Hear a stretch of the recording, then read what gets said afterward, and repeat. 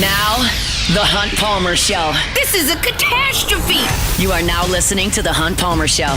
Brought to you by Renaissance Homes and Pools on 104.5 ESPN Baton Rouge. That's what I wished for when I blew out my candle. Locking down the middle of the day. Live from the Raising Cane studio. This is Hunt Palmer. The floor is yours.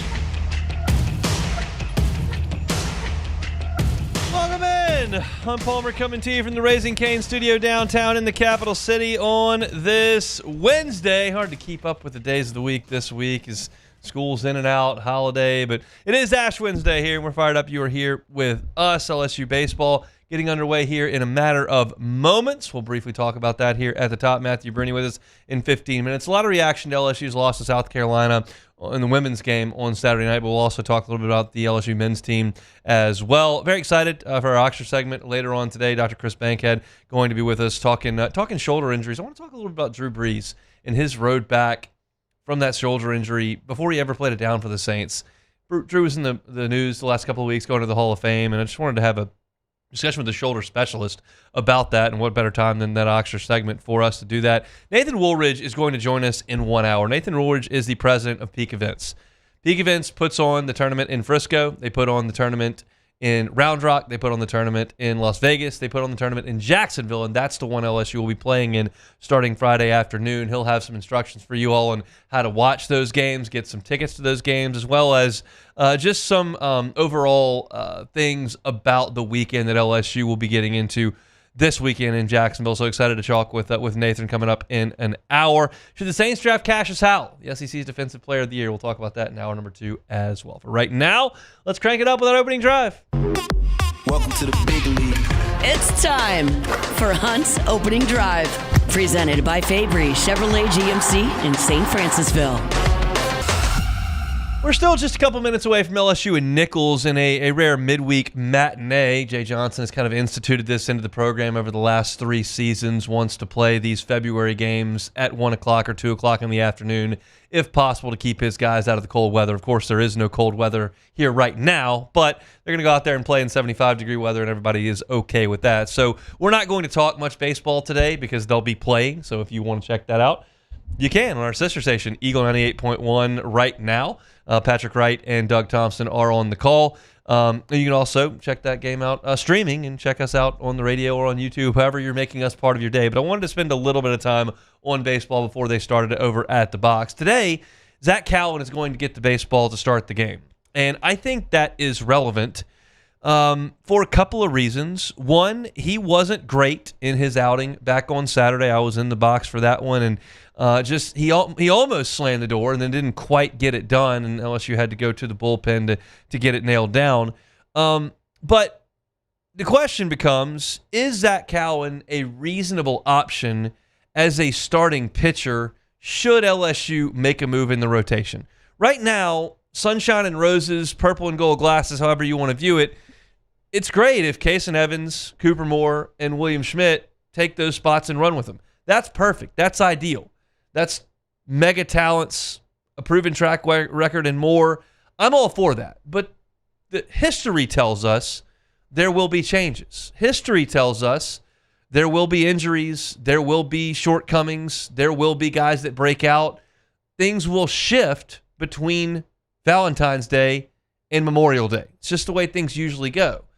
So is Cowan a reasonable option to become a starter?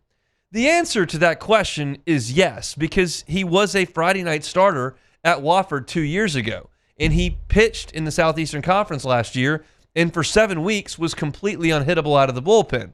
So yes, he absolutely is an option to be a starting pitcher at LSU this season, and I'm not sure if that discussion was had when Cowan decided to go back, or whether or not the pro scouts didn't think he was worth a selection that was going to pry him from Baton Rouge. I'm not sure what the reason was that he came back, but he is an option.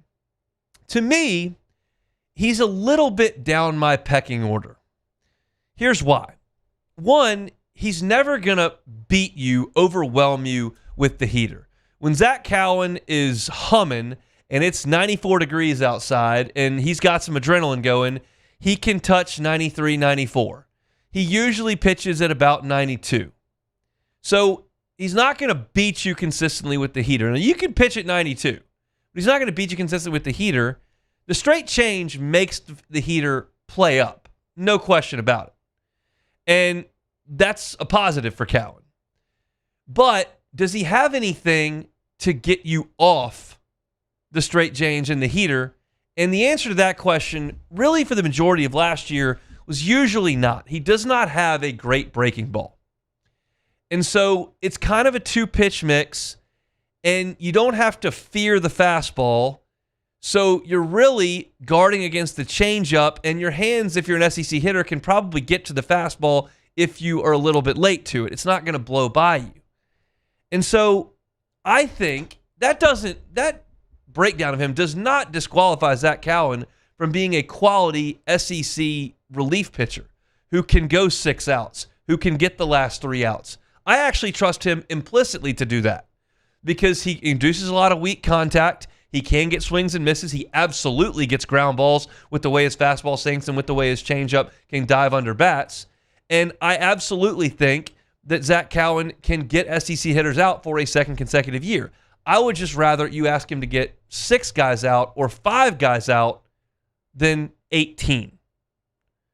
That's what I see from Zach Cowan. It's probably what big league scouts thought from Zach Cowan. What I know about Zach Cowan is that his heartbeat is very slow, that he is always going to throw the ball over the plate. He's not going to get rattled by the moment, and that's a very admirable quality in a SEC reliever. And when you got to Omaha last year and that place was playing like Yellowstone and everybody could just wail away and nobody could get out of the ballpark, keep in mind, no one on LSU's team other than Jared Jones hit a homer in Omaha last year. He's the only guy. If you weren't 6'5", 250 pounds, and a top 5 all-time LSU home run hitter, you could not hit a home run in Omaha last year. And that's the setting that Cowan pitched against Arkansas in. And he threw strikes, and he filled up the zone. He didn't walk anybody, and they hit some balls kind of hard, and he got out of things, and he gave LSU a really good start in those conditions. And I would trust him again in those conditions. But in Knoxville, Tennessee, and in Starkville, Mississippi, and against the power bats that you're going to see from some of these teams on LSU's schedule, I'm just not sure I'm going to toss him to the front of the line there. So while I think this start is probably so LSU gets off to a good start and is probably to just give him a chance to get back on the horse after his last outing didn't end the way he wanted it to, I think he is an option if someone should falter in the starting rotation. I don't know if he's the option. I would look at Jaden Newt probably a little bit before him. I would absolutely look at Cooper Williams a little bit before him. And I think there are some other guys with real talent down the line who may warrant a spot here or there. Gavin Guidry comes to mind. That's also down the list because of injury concerns. None of these is a slam dunk, but I'm just kind of tossing some names out there. And one to file away for well down the line and may not be a guy who by week 6 of the SEC schedule is going 97 pitches, but Marcos Paz is always a guy that I'm going to file away on this team as a mega talent who's coming off of injury, who it could click for him. May not, it could click for him. And I mentioned him in the same breath as Zach Hess. The difference in those two, because Hess came on like gangbusters in 2017 and was a freshman and was blowing people away. And I think Paz has that kind of talent, but I also think you're talking about a guy there that's coming off injury. Hess wasn't. So it's not an apples-to-apples comparison. But I'm willing to put Zach Cowan in the group. He's not my lead candidate. He's one of my lead candidates for big outs in the bullpen, maybe 3 of them, maybe 4 of them, maybe 1 of them, maybe 6 of them. That's where I think Zach Cowan's bread is buttered. And now, if you're listening to me live and you're watching this, he's struggling in the first inning against Nicholls. That's part of this deal with having a game coming on at the same time as you. He's giving up a home run in the first and a couple of line drive singles. So right now, to this point, his first 2 outings have not been great. That's not to say they won't get better, but right now he's still trying to find it a little bit. The good news is, because like a lot of teams around the country, if you're A or B reliever, however you want to call Cowan from last year, I guess you could literally, if you tried to make the argument, you could call him C because you had Cowan and Evans for really the whole season and then Shores took over. But if one of your A, B, C relievers from last year was really struggling to get things moving, you'd think, well, that's really not good for our team. LSU's got 9 other guys they can go to to go get huge outs. So you let guys work through some things, and the midweek is for that. The early season is for that. Everybody is having their ups and downs, and you're trying to find roles for pitchers. And Cowan is right there in that mix right now. I'm keeping my eyes open in summation here for guys that could theoretically move into the rotation if someone falters or someone has to miss time. You never want that, but inevitably it usually happens. Is Cowan an option there? I think so. He needs to pitch better than he has in the first 2 games of his 2026 season to this point. So that's our opening drive. We're presented by Renaissance Homes and Pools every single Wednesday. LSU, again, playing at the box right now. They'll be playing the whole time we're on the air, so we're not going to spend a lot of time on baseball today. Tons of baseball on tomorrow's show because, once again, LSU will be on from Jacksonville while we're on the air on Friday. So that's not exactly ideal, but it is what it is. In these early season games, it only happens like 4 times, and then we move on. But we're going to shift away from baseball for the duration of this show. When we come back, what did Matthew Brunie learn from LSU and South Carolina on Saturday night? What does Kim Mulkey's team have to do moving forward? And anything that we've got from this LSU men's team, we'll talk about it next. The Hunt Palmer Show. Swing Easy Golf Club in Baton Rouge. SwingEasyGCBR.com is the website. They're on Segan at Perkins. An amazing place to go hang out and play some golf. If you've never played on a simulator before, just give it a shot. It's a different experience, but it's a lot of fun. It's not the same as playing 18 holes of golf at your local course here. It's not the exact same as going to Pebble Beach and playing, I promise. But it is a ton of fun. You tee it up. It's very, very accurate in terms of how you hit the ball and the trajectory of your shots and where they go.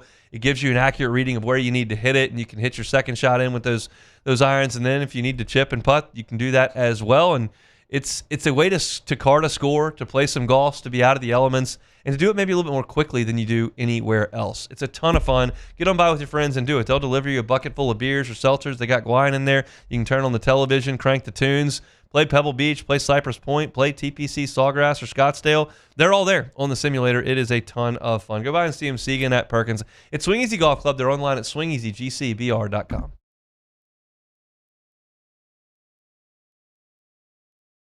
If your office is experiencing performance issues like slow networks, jammed printers, or disappearing files, Advanced Office Systems may be right for you. With powerful IT solutions, print management, document imaging, and security systems, they help offices regain confidence naturally. Side effects may include uncontrollable efficiency, smoother workflows, and a sudden burst of office joy. Say goodbye to those emotional breakdowns in the supply closet and get back on track with Advanced Office Systems.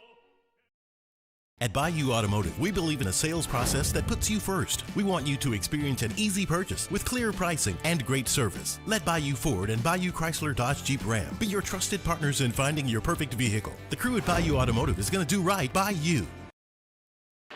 When it comes to industrial construction, River Parish Contractors can do it all. Mechanical, structural, custom fabrication, specialized welding, and turnaround services. Strategically located in between Baton Rouge and New Orleans, we have the local team with the experience and commitment to safety to manage the most complex industrial projects. Period. Here's the deal. Partnering with us means your project is delivered on time, on budget, and most important, safely. River Parish Contractors, let's get building.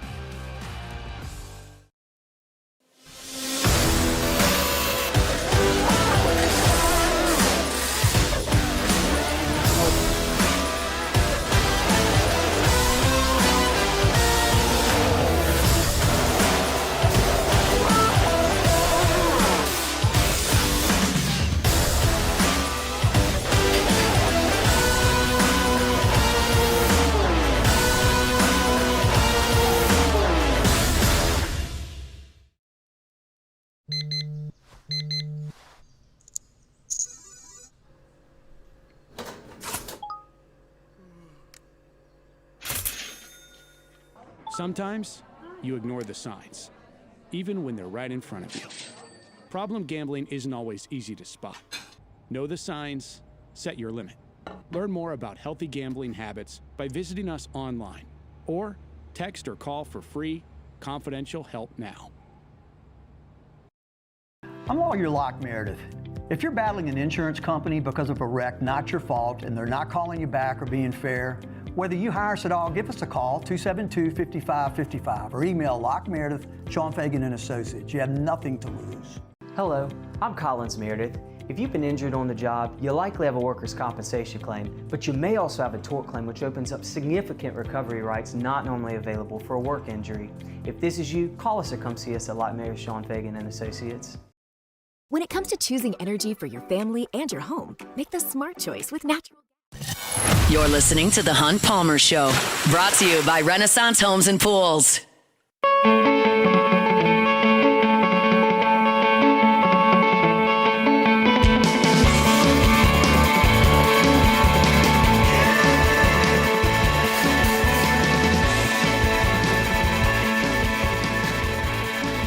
Weather's warming up, baseball's in the air. It means it's time to get that pool started for the summer. If you want to, Renaissance Homes and Pools, happy to get that kick-started for you for 2026. Joey Blanchard and his team are phenomenal. They've done it for dozens and dozens of folks in the Baton Rouge area. So check them out at builtbyrenaissance.com, builtbyrenaissance.com. Get started with that consultation, the design work, pouring, digging, finishing. You can be in that pool by the time the weather hits 90 degrees around here. Check them out online at builtbyrenaissance.com. Let's talk some hoops. Matthew Brunie with the Bengal Tiger, part of the team at the On3 with us on Wednesdays, joins us now on the Jim's Firearms Hotline. Matthew, how are you?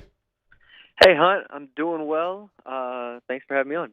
It's our pleasure. What was the environment like in the PMAC on Saturday night for LSU in South Carolina? Oh, it was fantastic. Yeah, that was, again, the games against South Carolina are always raucous. I remember the one 2 years ago. This was more of the same. I mean, it was incredible, start to finish. I mean, basically a sellout, loud. You know, everybody was invested. It was a really good game. The first half was awesome, and then kind of the second half, I think, got away from them a little bit. But, I mean, just in terms of atmosphere and, you know, LSU fans being LSU fans and making it a home court advantage, you can't ask for anything more. What did you learn about Kim Mulkey's team, positively or negatively, in the game? You know, if we start positive, I still think they match up pretty well. You know, Ocott, the center for South Carolina, did have 17 rebounds, but it didn't feel like the front court was like overwhelmed, which was my concern going in. It didn't feel like Ocott and Joyce Edwards were really dominating the game.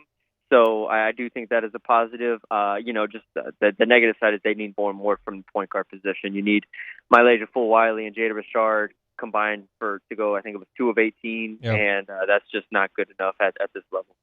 So if those two are going to go 2 of 18, and Tessa was throwing shots in from all over the place and wasn't even hitting the rim, and you still had your best player at the line down 1 with 45 seconds to go, like, do you feel like that's a positive for LSU to take from the game, even though it was at home and you won't be playing those ladies at home in the NCAA tournament?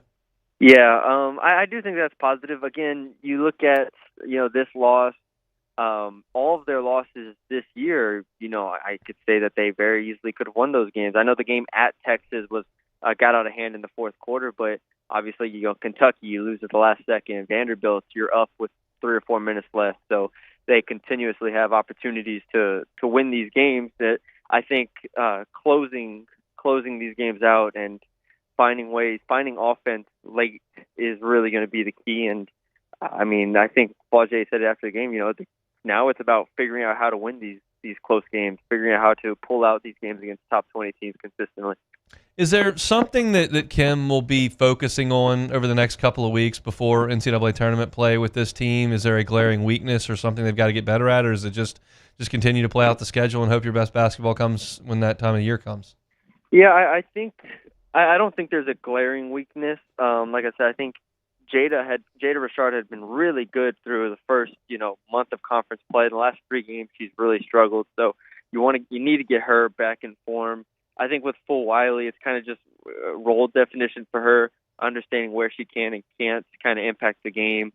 She obviously came in just way too hyper excited against South Carolina. Her former team had a couple turnovers early. They need those two, I think, to be clicking. I mean, Michaela Williams and Flaugier, you know, they have their ups and downs, but they're still kind of your veterans who you want to trust going into March. I think that point guard position will be huge because I think ultimately, even with, you know, some of my concerns in the front court, you know, they're not dominating down low the way that they, you know, maybe you would like a Kim Mulkey team to. They're still holding their own. They're still being efficient. You know, the freshmen are playing well. So I don't have too much to gripe about here. I think, like you said, it's just playing your best basketball and tightening the screws as you go into March. When it comes to South Carolina specifically, is there a common thread between the games over the years that you have identified, or is it just they're really good, they're tough to beat, and LSU hadn't gotten over the hump? I think, and people on our board kind of feel the same way. It's kind of like, it does feel like those like Nick Saban Alabama teams where when you need a play to be made, they just kind of find ways to make it, and they know how to win. I think the culture is really strong there, and obviously they have very talented players, but I think LSU talent for talent is right there with them this year. It's just late in the game, you need a stop, you need a bucket. They kind of just are really professional in how they operate, and not saying LSU isn't professional, not saying that, obviously there's UConn, there's all these other teams that are great, but I don't know, when South Carolina, when it comes to LSU, just kind of finds ways to win, and that's obviously been the case even with Kim Mulkey at LSU. Matthew Brunie is our guest, covers hoops for team over at the Bengal Tiger on 3, with us on Wednesdays talking hoops. Last night, LSU did what it does and fell behind by 15 points, and then McKinnon went nuts. And then he didn't shoot in the last 2 minutes of the game, which was puzzling to me. What did you make of LSU's decisions down the stretch last night? Yeah, that was frustrating. I think the one where Jalen Reese went in there against Vakaitis, their 7'1" center, was the first one that really had me puzzled. And then they had an underneath out of bounds, and they get it to Pablo Tamba for 3, who doesn't even hit the side of the backboard, goes behind the backboard. And you're like, okay, this is it's just, again, there's not enough players on this team to really spread the wealth here. I think you need to force feed McKinnon here when you can. You need to force feed Nwoko when you can. Jalen Reese played a fine game for the most part, but again, he's still kind of figuring it out. So it's hard because on one hand, like you said, they competed, they played well, they stuck around. They didn't quit on the road down 15. The first half took a real punch, but it's just, late game execution. You have to be perfect when you don't have the talent, and they were not. Jalen Reese is somebody we would probably talk about if there was any certainty in college basketball or collegiate athletics for next year, because he's been thrust into action, and I thought was great on Saturday. Matt McMahon said he really grew up, and then 8 assists last night, knocked down a couple threes. Like I thought he was pretty good, but it's not really use talking about him because I don't know if he's on the team next year, right? But what would you suggest about his development now that he's got to play all the time without De'Don Thomas out there? Yeah, it is. You're right. It's pretty crazy because in theory we should be talking about him. I mean, the last 2 games, he played all 40 minutes against Tennessee, and then last night I think it was 8 assists to 1 turnover. Just a really strong game. And again, he's going to have his lumps. There are moments where he looks overwhelmed, or he maybe takes a bad shot, or he's not shooting the 3 as well as he will in 2 or 3 years. But as a freshman point guard at 6 feet tall, you really can't ask much more from him being thrown into the SEC. So the development's been really impressive. I think you look at what Thomas has done and you look at what Reese has done, and if you're Matt McMahon, you're like, okay, well, our point guards are playing about as well as we could expect them to play between those two.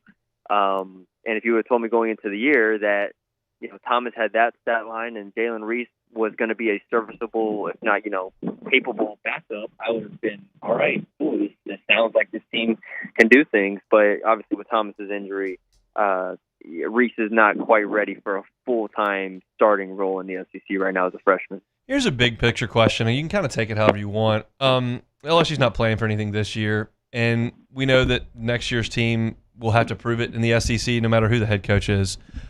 What kind of SEC do you see moving forward? We know how good last year was, but Kentucky doesn't have Calipari anymore. Bruce Pearl's not there at Auburn. A&M is a different program now than they once were.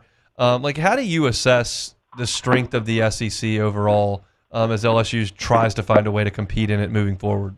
Yeah, so last year was definitely the outlier year. Yeah. That's an outlier year for any conference, but definitely the SEC. And I think you look at the money, and I've said this before, but there's a top group that is all in on basketball, right? The Kentucky, maybe Tennessee, Florida, I think has reached that point now. There's a few others. I think Texas, although they may not be all in, still has a lot of money, so it kind of feels that way just in terms of how much they could spend. You go down the list of those teams that have a lot. And then after that, I think it's really open. Like, you look at what LSU spent on a roster this year, it's not dissimilar. It's not significantly less, and it might not be less than at all compared to, an A&M, Georgia, even Vanderbilt, who has a really good team this year, is spending a ton. South Carolina, the Mississippi schools. Like, LSU can be in that group of, all right, after the top 5 or 6, everybody else is resource-wise in the same boat pretty much. And I think that's all LSU fans are hoping for at this point. It's like, all right, we're not going to be Kentucky. You're not going to be Tennessee. All right, that's fine. But after that, you should be competitive with the Mississippis. You should be competitive with Oklahoma, if not better than Oklahoma, Missouri, go down the list. And so I think that's ultimately where LSU wants to find itself, is that, all right, we might not be top 5 every year. Can we be in the 6 to 10 range every year? Like, that is a tournament team 90% of the time. And even if the SEC isn't great, like this year, it's not great. It's still the deepest conference in the country.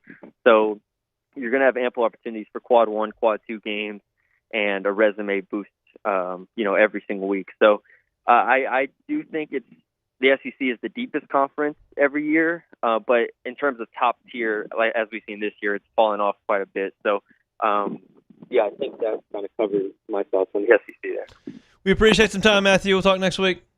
Thanks, hon. Anytime. Matthew Brunie, the Bengal Tiger, part of the On3 team over there. I've got thoughts on last night and then like some big picture stuff that I want to get into with basketball. I reject the notion that, quote unquote, I use air quotes here, LSU just doesn't care about basketball. And I reject the notion that LSU fans, quote unquote, don't care about basketball. I do not reject the notion that LSU fans don't care about this basketball team today. That is very clear. I get that. I do. I care. I'm going to watch them. I'm going to pull for them. I hope they do well. I know this fan base does not care. But if you were just functional, people care. I've been in this town for almost 20 years. I went here in the 80s when it was the top dog. But I've been here when they've been good. People care. And people are ticked off about this, and that shows they care. Not everybody about this team, but about the program as a whole. And to Matthew's point, yes, you should be able to be the 7th best team in the league. Like, that is not unreasonable. There's no reason whatsoever Ole Miss, Mississippi State should be better than LSU year in, year out. There's no real reason Georgia should be better year in and year out. There's no real reason Missouri should be better year in and year out. A&M either. Like, it's just not. I got you with Tennessee. I got you with Kentucky. Florida's got it cooking. I mean, I think Auburn's going to crash back down to earth. I think their program is toast after Bruce Pearl left and handed off to his son, who I don't think is capable. But you're not. You're just not. So it's an interesting spot. And I don't challenge y'all. I invite you to read my piece on LouisianaSports.net right now, which is in reference to Verge Osbury's quotes on Matt Moscona's show yesterday. Maybe Monday. I can't. All the days are the same. I can't. Cassie said yesterday. Okay, yes, on yesterday's show. Yeah, it was yesterday because I wrote it this morning. So that's right. And yeah, I mean, he talked about being good at everything, and that's going to be very expensive.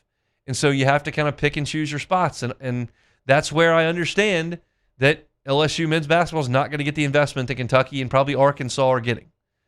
But you hope LSU's baseball program gets more, investment than Alabama and Kentucky get.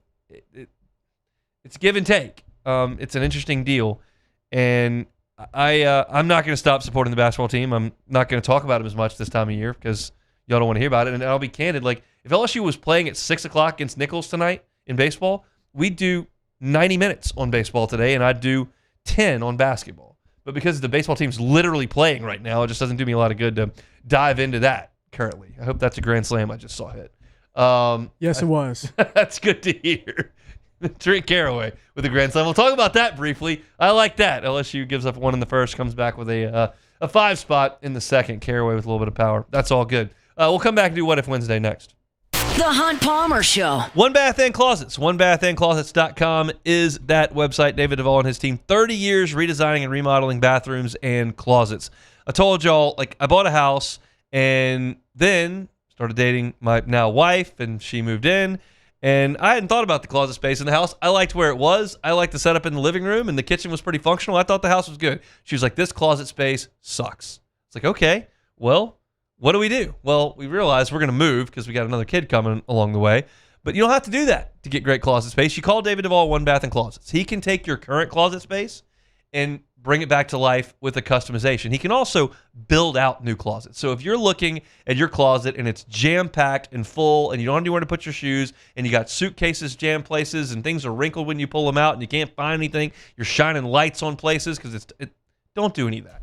Customize a closet with David Duvall on One Bath and Closets. He's been doing this for 30 years.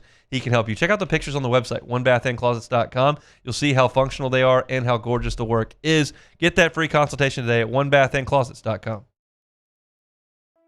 Another roof gone too soon.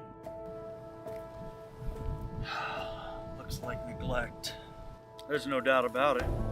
This is a case of poor installation.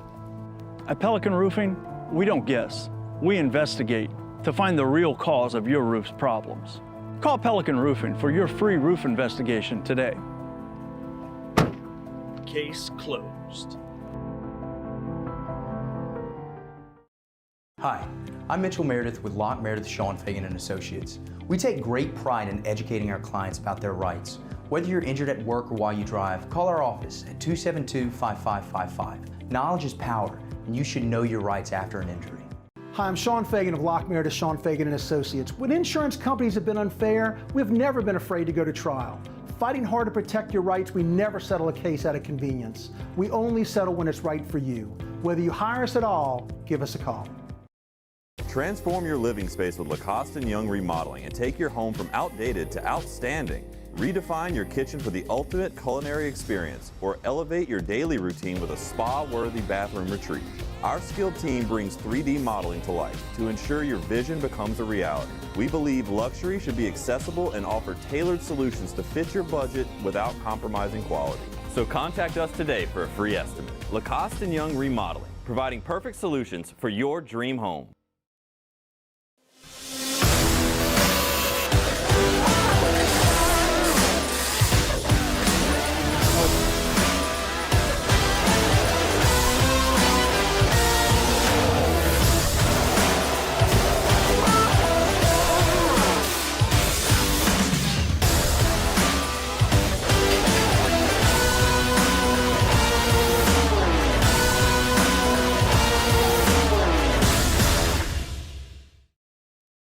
Hi, this is Beth Tarina. Welcome to my pool.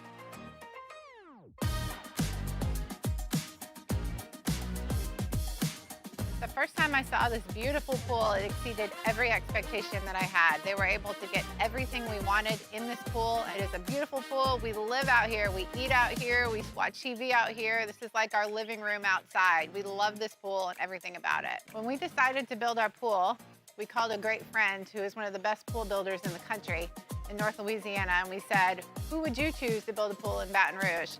And without a hesitation, he told us Russell Pools. He said their history, tradition of great builds, great pools was unmatched. So of course, who did we call? Russell Pools. The advice I would give to anyone looking to build a pool is first call Russell Pools. They'll do an incredible job. It'll be incredibly organized, it'll be time efficient, and you will have your pool in no time. You're listening to The Hunt Palmer Show, brought to you by Renaissance Homes and Pools.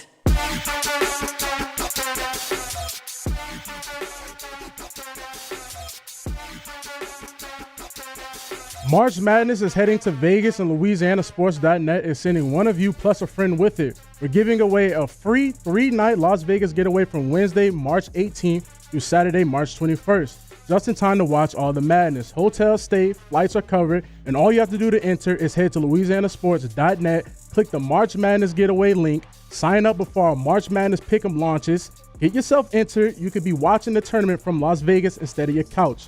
Winners will be announced Monday, March 2nd. That's one of our best promos ever there. Oh, really? You think All so? expenses paid up to Vegas to watch the tournament. Oh, come on. I'm not talking about how you I was read. like, oh, I appreciate that, huh? This Thank is you, thank you. second grade. We can read around here. You're right, I'm trying you're to right. send people to Vegas to watch basketball. My God, Jordan. I was like, thank you, man. I thought it came real strong with that one. Oh, my heavens. I'm trying to send people to Vegas to watch hoops. Fabry Chevrolet GMC, Highway 61 in St. Francisville. Fabry Chevrolet GMC under new ownership. They've been in business 35 years, the Fabry family has, but just now on October 1st of last year took over Chevy GMC there in St. Francisville. Look, you're looking for a truck, Chevy Silverado is up to $11,000 off MSRP or 1.9% APR financing.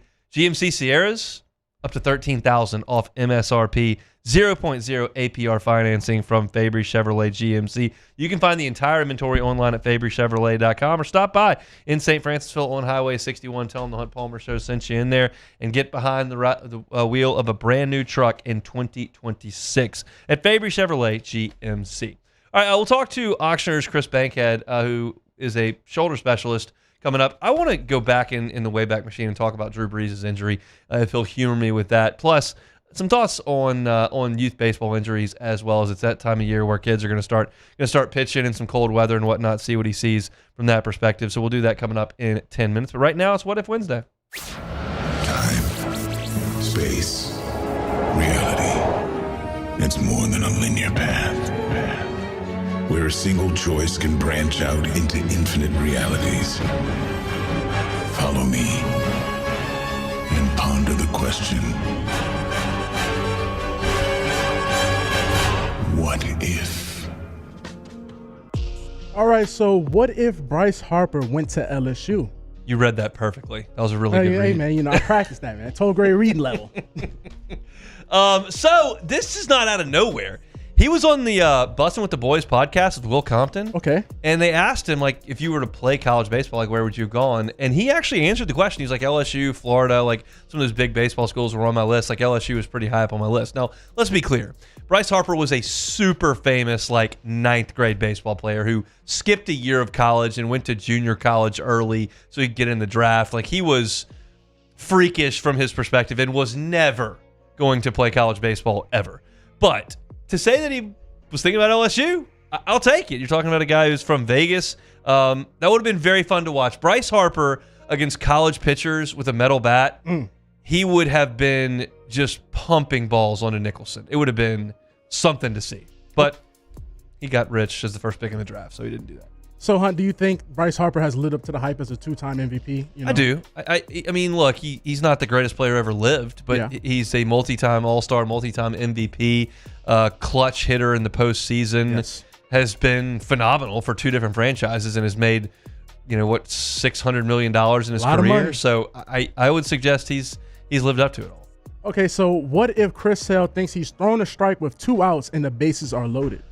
Well, if you listen to Chris Sale, he's not going to do anything. They have the ability to challenge pitches moving forward. Okay. You can tap your hat if you're the batter, the catcher, or the pitcher. Mm-hmm. And Chris Sale went on the record for no reason this week and said, I'm never challenging a pitch. That's not my job. What? I just don't believe him. You're telling me if you got 2 outs in the 7th and the bases are loaded and the tying run is on 3rd and you throw a pitch you think is a strike and they call it a ball, he's just going to be like, I'm good. Yeah, no. No, he's not going to do that. No, not He's even going to close. tap his hat. But he's painted himself into a corner now. Yes. Where he's like, I'm never going to do that. And then if he does, he's like, well, you said you were never going to do that. So, like, you could just not do it. But saying it is a weird thing to go out and do. And he did that, which is It's bizarre. a weird hill to die on. Yeah. And if you were the manager for the Braves, what would you say to him after that little excerpt comes out? How about challenge it? Like, come on, man. We're not doing that around here. So what if you can chat with Mick Cronin? I don't know if I want to chat with Mick Cronin, quite frankly, because what we're about to play is not like out of nowhere. This happens like 3 times a year. If you're unfamiliar with the situation, Michigan State played UCLA last night in East Lansing. Michigan State got after him pretty good. There are 2 players on UCLA's team that previously played at Michigan State. One of them got into a nearly physical altercation, had too hard a foul, and Cronin literally kicked him out of the game, sent him to the locker room. The other one was getting chanted at by the Michigan State student section. And you're going to hear this sound of a reporter. I don't know the age of the reporter, the outlet of the reporter, anything, but he was traveled from East Lansing theoretically from LA to East Lansing to ask this question. And you get back-to-back questions, it's back and forth. And Cronin, you be the judge, sounds like a complete jerk to me in this segment. What was your thought in the student section chanting Booker's name? I could give a rat's ass about the other team's student section. I just meant overall the way that you I would like to give you a kudos for the worst question I've ever been asked.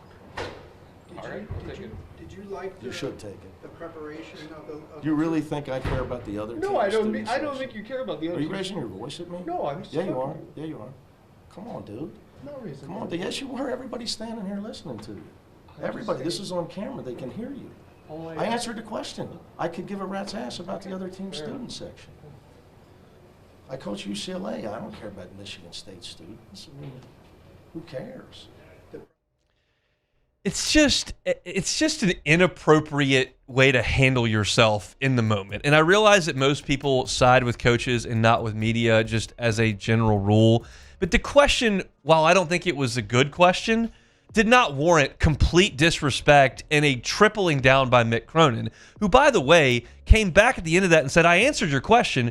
The altercation got escalated there because he said, I'm going to give you kudos for the dumbest question I've ever gotten. And the reporter said, okay, I'll take it. And Cronin, at that point, when the press conference was continuing on, said, well, you should take it. Like, he elevated everything. I get that coaches can be in a tough spot after you lose a game to go in there when you're in an emotional state and answer questions. There's just no reason to treat people that poorly. It's a very easy question to answer. Like, yeah, they had a great environment tonight. We didn't handle ourselves very well, and we'll work on that. Like, and just get over it. Instead of attacking the guy with, that's the dumbest question I've ever been asked, and then going back after him, and then having the audacity to go, you're raising your voice. The guy raised his voice in this way, like not like attacking him. And he's like, yes, you did. Yeah, like he's just, like he's the alpha, and everyone needs to submit to him. You're not the alpha. You're the jerk. You're the jerk in the situation. There's a decorum in a press conference, and there are times where reporters who are homers attack a coach who's just lost. And in that instance, I have I'll give some leash to a coach. There was nothing personal about this at all. It was, what do you think about the student section? If you think it's a stupid question, say, wasn't really my concern tonight. I'd like to play better basketball. Yep. Next. It's just, but to be just mean and unpleasant routinely is ridiculous. And if I were UCLA's athletic director, I would go to Mick Cronin, and I wouldn't say, like, you're fired. I would just say, Mick, can we please just not be so grouchy toward people in these deals? I get it, tough loss, and I support you, and I got your back, and this is all behind closed doors. But we got to chill with just being the joke of the internet because we're a jerk. We got to stop doing that. I don't like when people don't treat people well. And that's a clear example of just being ridiculously disrespectful for no reason. Literally. And the whole, are you raising your voice at me? What is he, 16 or something? Like, come on, man. It's absurd. Get a break. So what if LSU announced game times for February games 2 days in advance? So they're playing these games in the afternoon because they don't want to play in the cold. Well, we know, like, a week out, it's not going to be cold. We do. There may be a travel explanation for this one. I think LSU's getting on a plane to Jacksonville this evening to go, so maybe that's why this game is in the afternoon. And trust me, this is not like me, the 1 o'clock radio host, ticked off they're playing at 1 o'clock. I would rather the guys stay healthy. I can do the radio show like this. I don't need first-round pick pitchers out there when it's 31 at 7 o'clock at night. I get it, but it feels like if this is not a travel-related thing and Nicholls is right down the street, Thibodeau, we can play at 6. People can go. Like, nobody can go to this game. It's Wednesday at 1 o'clock. I think if they could do a little bit of a slide, I think everybody would be okay with it. It's not on TV. It's just streaming. So we tell Ben McDonald and Lynn Rollins, here's when you'll be here. I think the radio team can make some adjustments. Yeah. We play these baseball games at 1 o'clock in the morning all the time. We can make some adjustments here. And I would like them to try to put a slide in. And if you see 5 days out, 10 days out, hey, we're getting 75 on that Wednesday, let's bump it back to 6. I would be good with that. And if we see, hey, that we've got a 6 o'clock game and it's going to be 48, let's play at 1. As long as we don't do it like the morning of, I think that's fine. No, you're right. You know, a lot of things that make sense, people don't do, so that's why they're not going to do it. So that's it for What If Wednesday. Take a time out. Come back with the folks at Oxner next. The Hunt Palmer Show. Boudreaux's Electrical Services. Boudreaux's Electrical Services. Looking for that Generac home standby generator? You should be. It's such a great gift of peace of mind to yourself to get that home standby generator from the folks at Boudreaux's Electrical. You know, if there's a hurricane and you ride it out, you're not going out of power. You know, if there's a hurricane and you evacuate, you come back, your house has power. You know, if there's a winter event like we had 3 weeks ago, you're not going to lose power. Sometimes we just have those nasty summer showers that roll through. Make sure you've got power and go with the local team at Boudreaux's Electrical Services. Neil and Melissa have been running this shop for 40 plus years. They're local. They give you incredible customer service. If you've bought a Generac home standby generator from one of the big box stores, you're not happy with your customer service, get that Boudreaux's boost so they'll come in and service that generator for you. Better care, better service. Call them at 985-397-1562, 985-397-1562, or at the Gonzales location, 225-300-9389. That's Boudreaux's Electrical. I'm Lawyer Locke Meredith.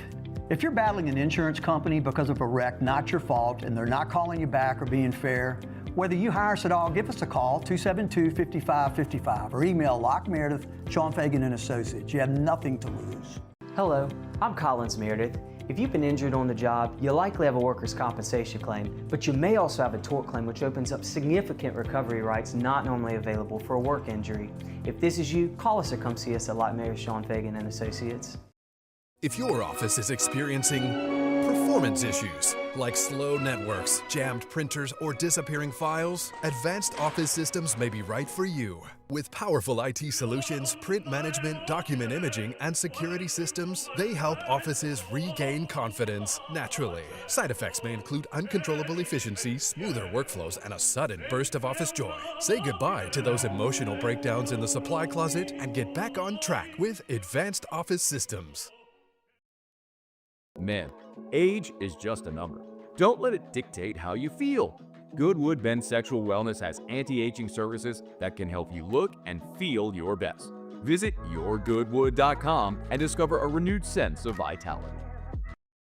At Bayou Automotive, we believe in a sales process that puts you first. We want you to experience an easy purchase with clear pricing and great service. Let Bayou Ford and Bayou Chrysler Dodge Jeep Ram be your trusted partners in finding your perfect vehicle. The crew at Bayou Automotive is going to do right by you. We typically think of stress as being bad for us. At Our Lady of the Lake and LSU, we are researching how certain types of stress, such as exercise, can be good for our immune health. By studying people under extreme stress, such as athletes, astronauts, service members, and first responders, we're learning how to improve the immune health of everyone. That's the power of research. That's the impact of champions. Together, we roar. When it comes to industrial construction, River Parish contractors can do it all. Mechanical, structural, custom fabrication, specialized welding, and turnaround services. Strategically located in between Baton Rouge and New Orleans, we have the local team with the experience and commitment to safety to manage the most complex industrial projects. Period. Here's the deal.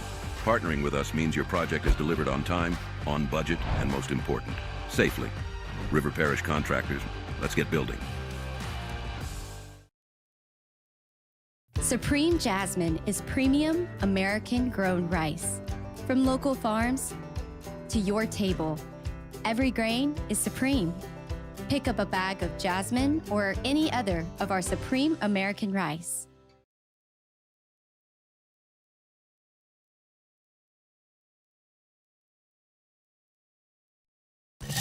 You're listening to The Hunt Palmer Show, brought to you by Renaissance Homes and Pools.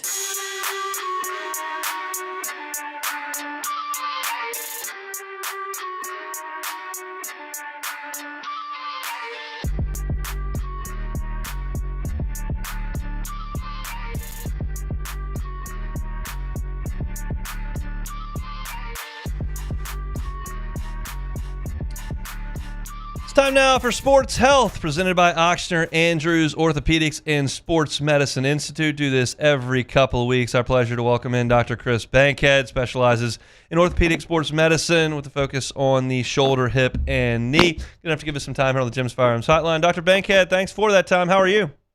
I'm doing great. Thanks for having me. It's our pleasure. Since we last spoke, one of the bigger news in sports, and certainly in local sports, is Drew Brees going to the Hall of Fame. And we all know what an unbelievable run he had here in the state of Louisiana with the Saints. But it was an inauspicious start, not because of the hurricane specifically, but more so because of his health. He went down to Miami and was not cleared by the Dolphins and ultimately ended up in New Orleans coming off that shoulder injury. It was a long time ago, but this is kind of your specialty, and I was hoping you could maybe talk a little bit about what an improbable run that was for him after that injury.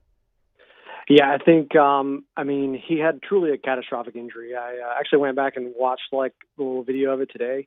I don't know if you recall, but his shoulder, so it dislocated below the socket, right? Your shoulder's a ball and socket joint. And so the ball needs to sit within that socket. He got landed on kind of on the bottom of a pile looking for a fumble, I think. And his arm was stuck up, meaning like the whole humeral head was stuck below his socket, which is really like less than 1% of shoulder dislocation. And generally like considered to be the absolute worst.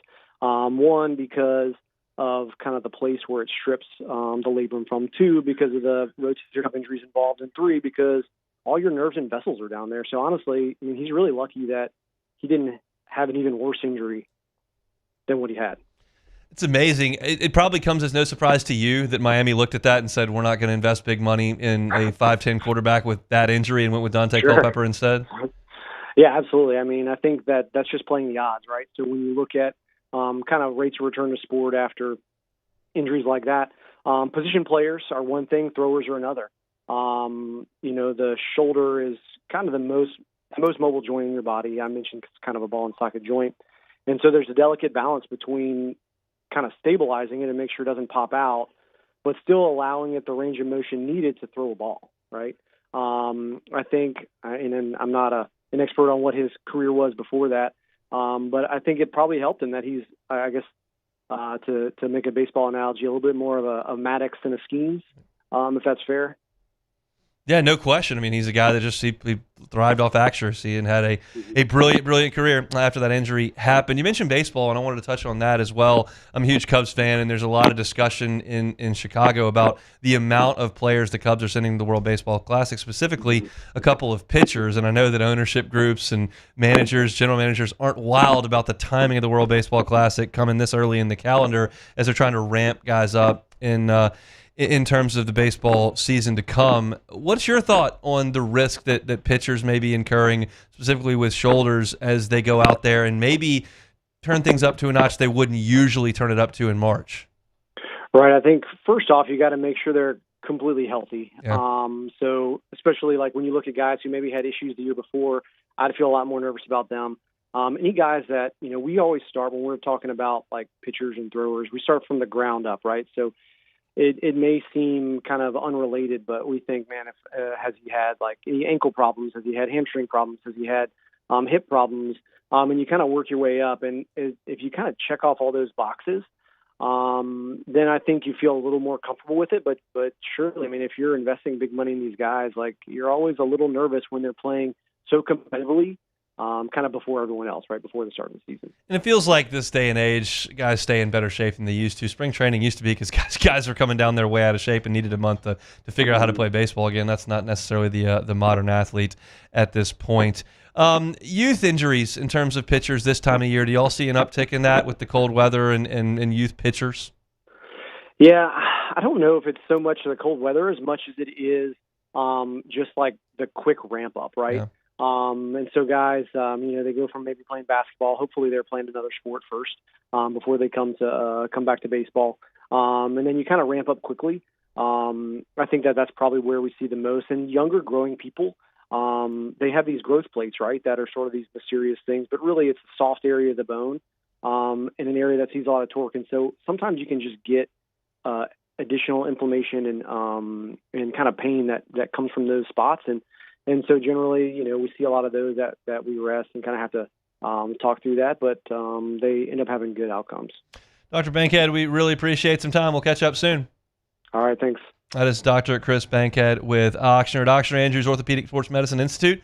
We know that sports injuries can be unpredictable. One situation you can protect yourself from is heat illness. That sounds ridiculous to talk about today, right?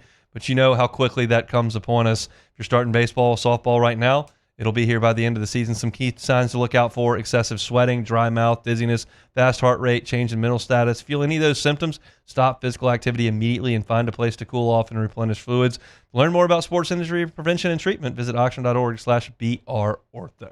Reminder about our friends at Renaissance Homes and Pools, built by Renaissance.com, built by Renaissance.com. I give you Joey's number every single week because that's the guy you need to text. That's the guy you need to talk to if you're looking to get that new pool or outdoor kitchen put in. You're thinking, well, who's Joey? Joey is the owner of Renaissance Homes and Pools, and he's who you deal with start to finish. You know you're dealing with a local company, with a company that cares about the community and has an understanding of how to do business here in Baton Rouge. So if you're looking for that new home, if you're looking for that new outdoor kitchen, if you're looking for that new pool, Joey Blanchard can help you out with that. Give him a text, 225-252-7745. Again, that's 225-252-7745. Shoot Joey a text. Say, hey, I'd like to get a new pool. He'll get right back to you if he can. All right, let's talk about LSU baseball here. They got a 5-1 lead in the bottom of the second inning.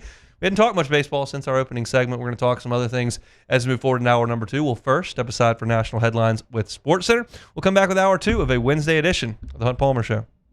The Hunt Palmer Show. GoTro's Outdoor Power. GoTro's Outdoor Power. It's about to be grass cutting season. You know that. Get that weather warming up. You see those clovers start to sprout up. That means that grass is going to start growing. If you're trying to get behind the wheel of a new zero-turn mower, how about the folks at GoTro's Outdoor Power? Got the largest inventory of Hustlers in the state between their 2 locations. You got Airline Drive, where you can't miss that massive inventory of orange mowers. Just look to the side. You'll see them. Also got a great location down in Gonzales. Check them out online and get behind the wheel of one of those new Raptors. You can do it for less than $100 a month. Think about what you pay someone to come mow your yard. If you do, $100 a month, you get that own mower, you cut that expense down. That's what they can do for you at GoTro's Outdoor Power. They've got an incredible customer service department. Need delivery of parts, need delivery of the equipment itself. They do that. Do the big box stores? No. That's why you need to check out my friends at GoTro's Outdoor Power. Get you new zero-turn mower. At Bayou Automotive, we believe in a sales process that puts you first. We want you to experience an easy purchase with clear pricing and great service. Let Bayou Ford and Bayou Chrysler Dodge Jeep Ram be your trusted partners in finding your perfect vehicle. The crew at Bayou Automotive is going to do right by you. At Ochsner, we know healing is a team sport. That's why we've partnered with world-renowned orthopedic surgeon Dr. James Andrews to create the Ochsner Andrews Orthopedics and Sports Medicine Institute. Whether you're a professional athlete or a weekend warrior, our team of specialists are dedicated to getting you back in the game. So whatever your reasons are for reaching your personal best, we've only got one: you. Ochsner Andrews Institute. Long live you. These ice cubes could have been a thankless bed for an all-you-can-eat salad bar. But instead, they cradle and cool the crisp, refreshing Dos Equis. Nicely done, ice cubes. Lock Meredith, Sean Fagan and Associates has won for our clients over $175 million over the decades, but our greatest success is our clients who have chosen and trusted us to help them. Whether you hire us at all, give us a call. You've got nothing to lose. Hi, I'm Sean Fagan. If you get injured, you could be staring at medical bills, repair costs, and lost income. Life can be turned upside down. At Lock Meredith, Sean Fagan and Associates, we'll work to turn your world right side up. Hire us, and like thousands of our clients, you'll be glad you did. I'm Gabrielle McLeod on behalf of the Louisiana Propane Dealers. I have spent hundreds of hours preparing for scholarship competitions. That preparation paid off when I won the Fitness and Talent Awards along with the title of Miss Louisiana. The Louisiana Propane Dealers are also pretty talented and want you to be prepared for when the power goes out. Visit LouisianaPropane.com to find out about propane generators and other safety tips. Louisiana Propane, it truly is the fuel for our future. ED, low T, or simply seeking to optimize your health and performance? Goodwood Men's Sexual Wellness offers a range of discreet services to address your specific needs. We empower men to reclaim their health and confidence. Visit yourgoodwood.com. Today, we are shaping tomorrow. We are researching how extreme stress impacts the immune system, from trauma victims to athletes and even astronauts. Our work is leading the way in sepsis treatment, saving countless lives. We're unlocking the mind with music in exciting new ways. Our Lady of the Lake Health and LSU are improving the health of our state. That's the impact of champions. Imagine the impact we'll have on the future. Together, we roar.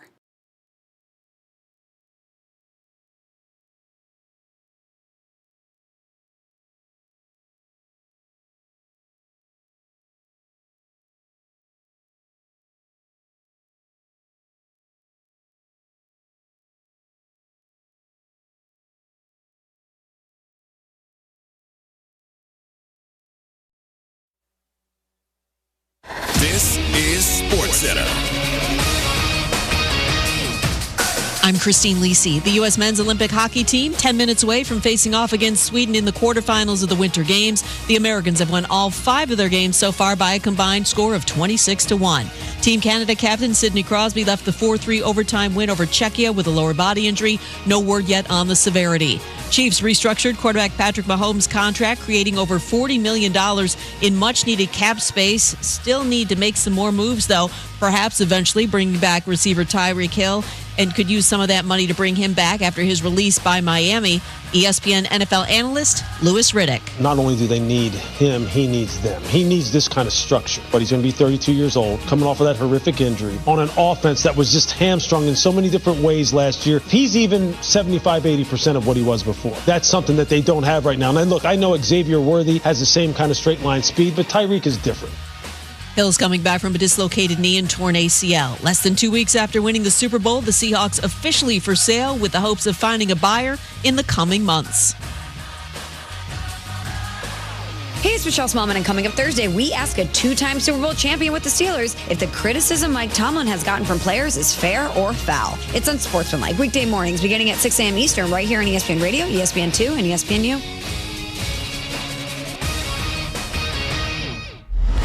Now, The Hunt Palmer Show. This is a catastrophe! You are now listening to The Hunt Palmer Show. Brought to you by Renaissance Homes and Pools on 104.5 ESPN Baton Rouge. That's what I wished for when I blew out my candle. Locking down the middle of the day. Live from the Raising Cane studio. This is Hunt Palmer. The floor is yours. Hour 2, Wednesday edition of the Hunt Palmer Show. Officially half that work week in the rearview mirror for those of us who are putting in a full work week. If you just started your work week this week, I guess technically that's not true. But we're working towards the weekend here on the Hunt Palmer Show. LSU and Nicholls doing battle at the box right now. Tigers lead 5-1 over the visiting Colonels. It'll be a weekend in Jacksonville coming up for the LSU Tigers. Of course, the great tournament put on there by the folks over at Peak Events, and it's our pleasure right now to be joined by the president of Peak Events. That's Nathan Wooldridge, who joins us on Jim's Firearms Hotline. Nathan, thanks for a little bit of time. How are you? I'm doing great. Appreciate you having me on. It is certainly our pleasure. LSU, no stranger to these Peak Events tournaments. Tigers have been over to Round Rock last year, put on a show in Frisco in front of a lot of purple and gold fans, and now headed over to Jacksonville. I know that y'all enjoy the presence of the purple and gold at these tournaments. Yeah, no, we love hosting the LSU Tigers. Have had the opportunity, like you said, twice already, and once in Round Rock and last year in Frisco, and Frisco selling out the ballpark, had the fire marshal tell us that we can't let anybody else in the stadium, and obviously hoping for a similar turnout here in Jacksonville this weekend. That's not a place LSU has been, but obviously a place y'all have hosted a couple of tournaments as well. What's the flavor like over in Jacksonville? What's special about that site for y'all? Well, first off, it's a second to none venue. AAA Park here in beautiful Jacksonville sits right on the St. Johns River. Just a beautiful facility all around. Great location in North Florida. Great just recruiting hotbed for baseball. It's what brought us here. And an amazing organization also just as far as the front office staff and the people who run this place. So no better choice than to bring a college event here and bring some premium baseball here to the North Florida region. And LSU obviously going to play starting on Friday afternoon. They'll play Indiana, Notre Dame, and the Central Florida Knights over the course of the 3 days. If you're a Tiger fan and you want to watch, streaming through D1 Baseball. That's what I'm told. I saw a how-to stream, and looks like the entire tournament will be available through the folks over at D1. Correct. Yeah, this year, again, with at watch.d1baseball.com.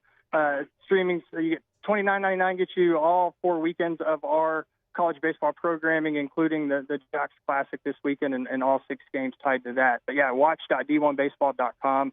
We're excited about that one. We got some great talent on the call it should be some similar voices or familiar voices for the LSU faithful. I'll let you go ahead and announce that if you can. It's a bit of a local flavor for the LSU fans this weekend. Yes, absolutely. We were lucky enough to line up Lynn Rollins and Ben McDonald to call all of the LSU games this weekend. So it'll be a little home flavor for the LSU Tigers. We like that a ton. Of course, Lynn and Ben have been on the call all weekend long at the box and are on the call right now for LSU and Nicholls, and they'll head east with the Tigers as they get ready for Friday's showdown. I was talking to you yesterday, Nathan, and Nathan Woolridge is our guest. He's the president at Peak Events. They run the Jackson College Baseball Classic, Round Rock Classic, Frisco College Baseball Classic, and the Las Vegas College Baseball Classic as well. 4 great college baseball tournaments early in the season. And you were telling me about some of the charitable things that y'all are able to do through this organization and through these 4 tournaments. I'd love you to expound a little bit on that. Absolutely. Yeah, this year we've been lucky enough to partner with the Live Like Lou Foundation, which is Lou Gehrig's ALS foundation, primarily with the Jacksonville Classic and the Las Vegas Classic. It's the Live Like Lou Jax Classic and the Live Like Lou Las Vegas Classic. And a big part of the event is just raising funds for those guys and their mission to make an impact on the ALS community, not only in the market here local to Jacksonville, but also the home markets of these teams. And so we'll be doing some different fundraising avenues throughout the weekend to try to help those guys. And Peak Events ourselves are going to match up to $25,000 of those donation dollars with Live Like Lou. In addition, proceeds from ticket sales, merch sales, even pieces of or parts of the stream proceeds, all are going back to the Live Like Lou Foundation and their mission with ALS. That's an incredible cause. And you also have allowed the teams to get involved with grants as well. Yeah, absolutely. This year we are lucky enough to have an opportunity for when the fans come in, they're going to have the opportunity to vote on a community impact player of the tournament. And what that'll do is there's 1 player per team, and whichever team/player wins that at the end of the tournament, the Live Like Lou Foundation is going to give them a grant so that they're able to make an impact on an ALS family within their home community where the school is located.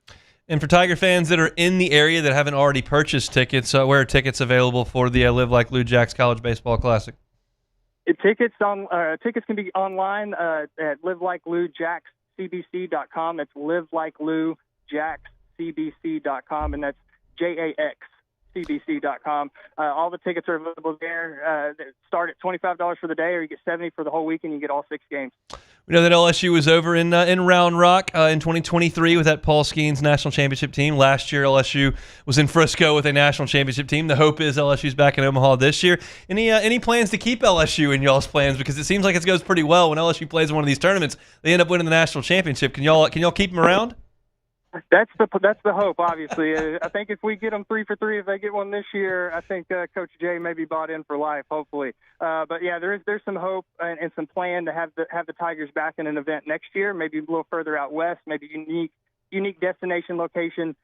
We can to be announced at a little bit later date, but hoping to get the Tigers in every year, hopefully moving forward. We love to hear that. Obviously, LSU fans can watch all weekend long, and if you're in the area, head on over and get some tickets to the Live Like Lou Jax College Baseball Classic. Nathan Woolridge is the president over at Peak Events. They'll be running things all weekend long. Nathan, we appreciate your time. I know it's a busy weekend for y'all. Hopefully a ton of purple and gold headed y'all's way, and a great weekend of baseball.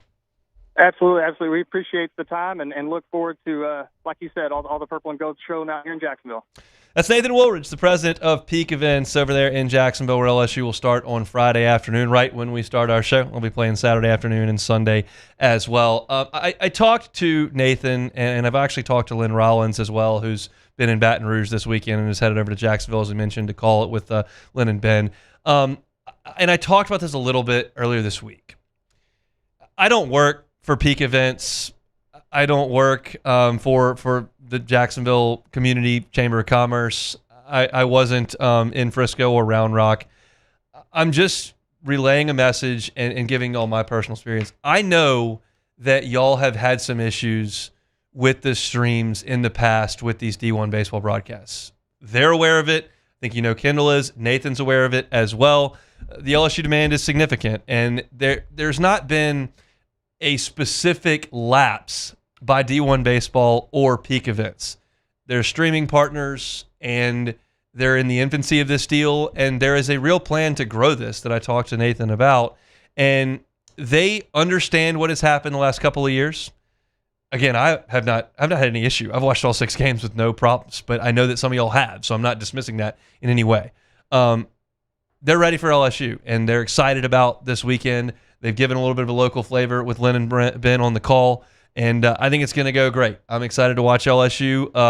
I don't know a ton about the 3 teams that LSU is going to play. I'm going to dive into that tomorrow, and we'll have a full preview of the weekend on tomorrow's show since they'll be playing on Friday. But I want to let y'all know that they're excited about this event. They want to keep LSU in it. They understand that things haven't gone perfectly from a streaming perspective. Like, look, I mean, if you were in Frisco last year, I got nothing but positive vibes from inside the stadium. I heard everything went great. If y'all remember, this time last year, I was wrestling with whether or not to go to Frisco, where we were going to set my show up, because my wife was 8 months pregnant. And the due date was a little bit further along, but she felt like Keller may be showing up, and he ended up coming on March 9th. So we had a little bit of time. But I didn't go to Frisco, but apparently on site, everything's been phenomenal. And Jay Johnson loves these events for his team. He thinks they're first class. And you've heard the charitable situations, the opponents that have been brought in to play against LSU. Seth Darter was on the Kansas State team that was there last year.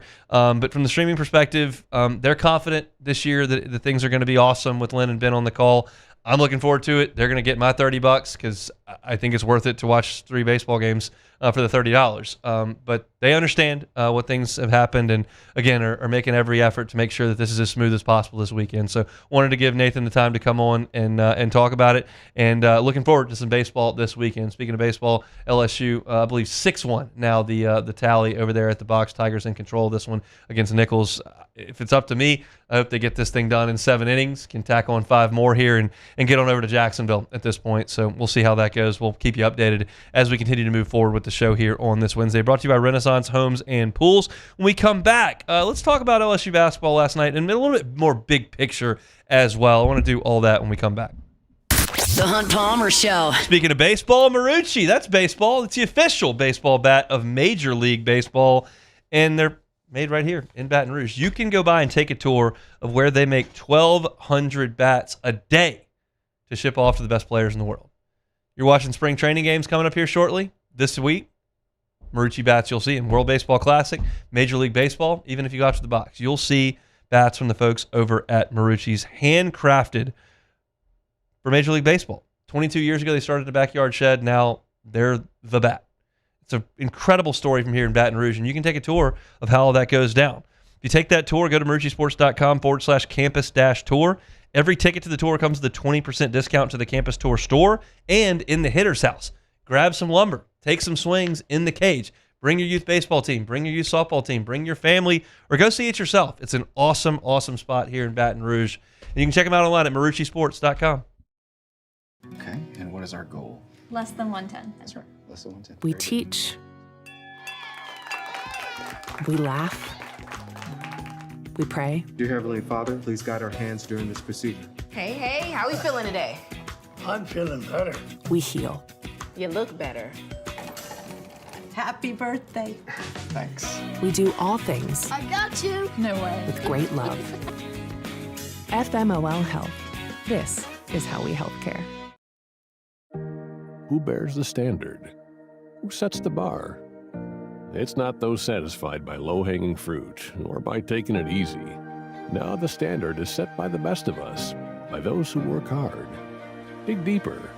Give more.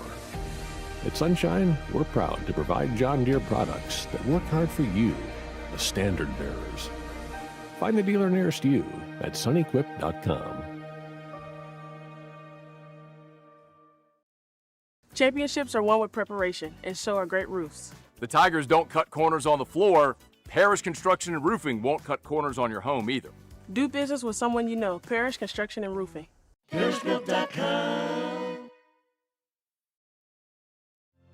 My father, J.B. Falgu, had a vision of growth for First American Bank and the communities we serve.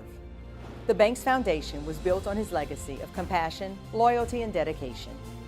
Through his years of leadership, First American has prospered to heights even J.B. could not have imagined.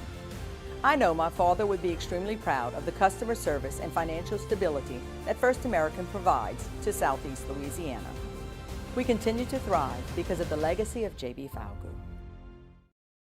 I'm Lawyer Locke Meredith. We are honored and humbled to receive from our clients in Google. Based on 5-star client reviews, the designation of our law firm is highly recommended. Whether you hire us at all, please give us a call, 272-5555. You have nothing to lose. Hi, I'm Mitchell Meredith. Injuries happen when you least expect them to, making your life more complicated. At Locke Meredith, Sean Fagan and Associates, we know this, and we strive to help each of our clients during these times. Whether you hire us at all, give us a call at 272-5555. These are the luckiest ice cubes in the world. They could have been a thankless bed for an all-you-can-eat salad bar, but instead, they've been called upon to cradle and cool a crisp, refreshing Dos Equis. Looks like the lucky just got luckier. Dos Equis. Flight by Yingling is raising the bar by crafting the next generation of light beer. With only 2.6 carbs and 95 calories, this is premium. You're listening to The Hunt Palmer Show, brought to you by Renaissance Homes and Pools.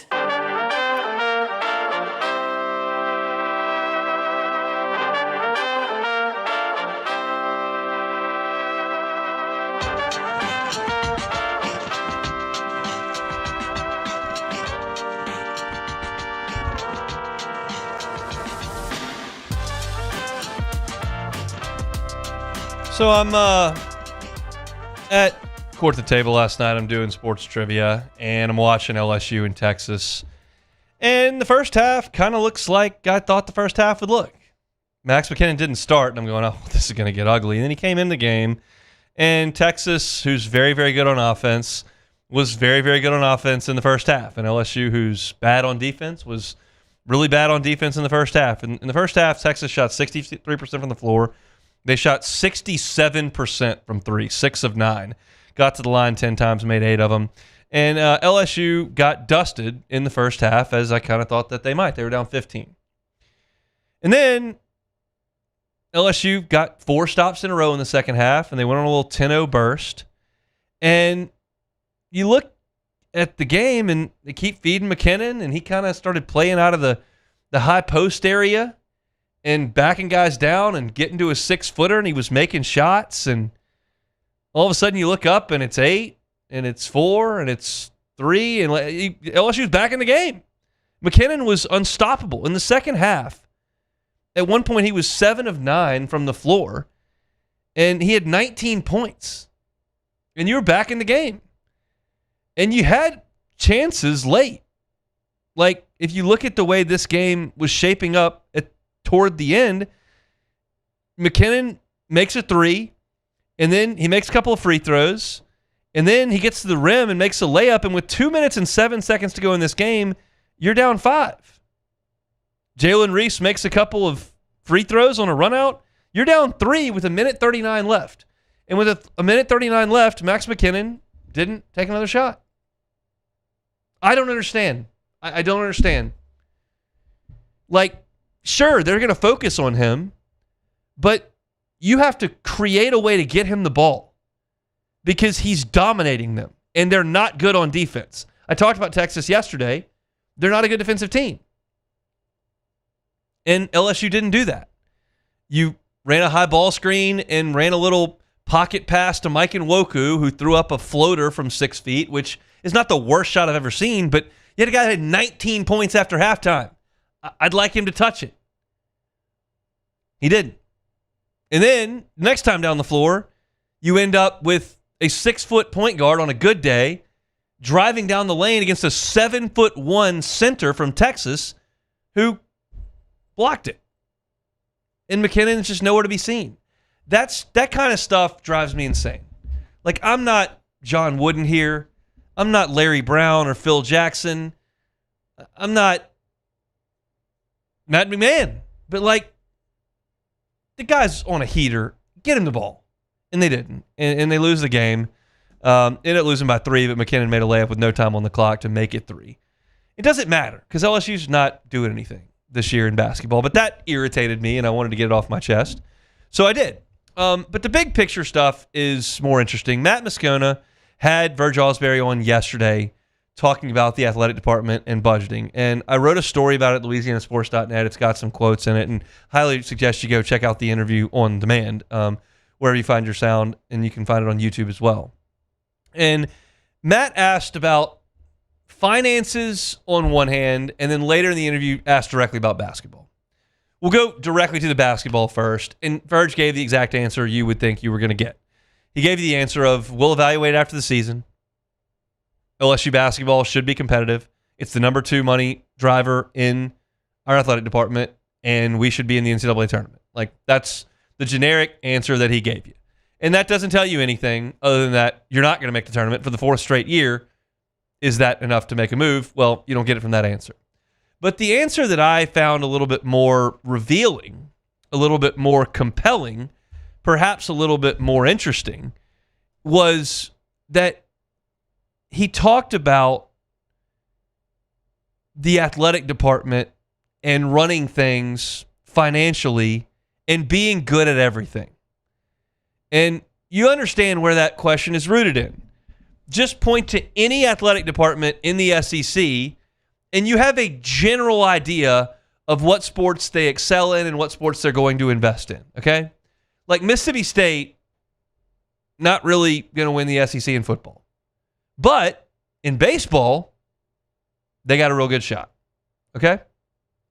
Arkansas, in football, they've said, like, we can't really compete right now. But in basketball and baseball, they're spending big bucks. Georgia is all in on football. They spend some money on baseball. Basketball's been a bit of a drag. But you get the picture. You get what I'm telling you, okay? And LSU, if you were to tell somebody in Baton Rouge about LSU, or you were to tell somebody in Knoxville, Tennessee about LSU, they go, well, they're really awesome at baseball, and they got Kim Mulkey, women's basketball, they win a lot. And football, like their LSU, they'll spend. Well, what about their basketball program? Well, they're not usually any good. That's generally what the thought is. And so Verge's quote to Matt in speaking about being really good at everything, I thought was interesting. Verge said we have 18 sports that are ranked in the top 25 in our athletic department. There are 21 total. So we have 18 that are ranked in the top 25 in our athletic department. That's a conversation we have amongst ourselves. We're going to try to win in every sport, but I have to admit to you that it's going to be very expensive to do that. Days are changing, so we have to sit down as a staff and analyze what's important to us, and where we can win. Listen to this part. Quote, places where we don't think we can win or can't be successful, you might make changes there. Overall, we're going to try to do what we can do in this new age, new climate. This is basically what it comes down to. I'm not speaking out of bounds when I speak about the men's basketball program that is 2-11 in the SEC in the 4th year under this coach. Speaking in broad terms, not specifically to LSU, in broad terms, I don't believe there is a athletic program in the conference that would accept a 2-11 basketball record in year 4 without ever having a winning record in the league and never making the NCAA tournament. That 4-year run is not good enough anywhere. I can tell you that. You can tell me that. Verge Osbury would tell you that. Matt McMahon would tell you that. He would. He would tell you that. Now, everyone is going to have a different opinion based on circumstances. NCAA probation, lack of NIL development, lack of revenue sharing, increased revenue sharing, injuries, coaching ability, talent acquisition, development. Dice that up any way you want to. But what I can't speak to, I just can't. I cannot speak to this, is whether or not the investment will be made in overhauling things in basketball. It's significant. The case to do it is very easy. Florida did it. They won a national championship. Auburn did it. They made a couple Final Fours. Had the best home environment in college basketball for a few years. Alabama did it. They're among the top 15 programs in the country now. Probably top 10. Arkansas just did it. They made the Sweet 16 last year, and they're really good this year.